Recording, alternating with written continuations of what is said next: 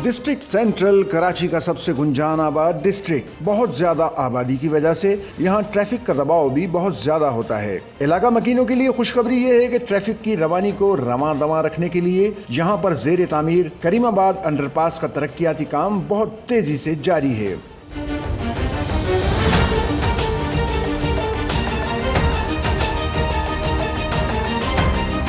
Central के इस अहम तरीन मंसूबे पर दिन रात काम जारी है और ये तासुर कतई बेबुनियाद है कि मंसूबे पर काम रुका हुआ है। पीपल्स पार्टी के डिस्ट्रिक्ट सेंट्रल के इंफॉर्मेशन सेक्रेटरी मोहम्मद असद हनीफ कहते हैं कि सितंबर के शुरू में करीमाबाद अंडरपास की तामीर का काम मुकम्मल हो जाएगा और शहरी इसे इस्तेमाल कर सकेंगे, जिससे सेंट्रल में ट्रैफिक के मसाइल में खातिर खा हद तक कमी वाक़ई होगी। मेरा नाम असद हनीफ है और मैं डिस्ट्रिक्ट सेंट्रल का इंफॉर्मेशन सेक्रेटरी हूँ।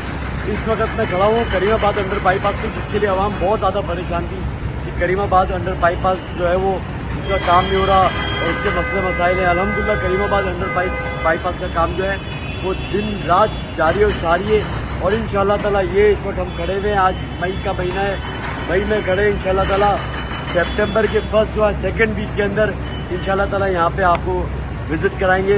करीमाबाद अंडरपास के तामीराती काम का आगाज अगस्त 2024 में हुआ था। सिंध काबीना ने कराची में करीमाबाद अंडरपास के लिए फौरी तौर पर 1 अरब रुपए जारी करने की मंजूरी दे दी है, जिसके बाद तवक्को है कि इसकी तामीर सितंबर के शुरू में मुकम्मल हो जाएगी। शहर का गुंजान आबाद इलाका होने की वजह से शहरियों को करीमाबाद चौरंगी पर ट्रैफिक के मसाइल का सामना है। इस अंडरपास की तामीर से तवक्को है कि इलाके में ट्रैफिक के मसाइल काफी हद तक हल हो जाएंगे।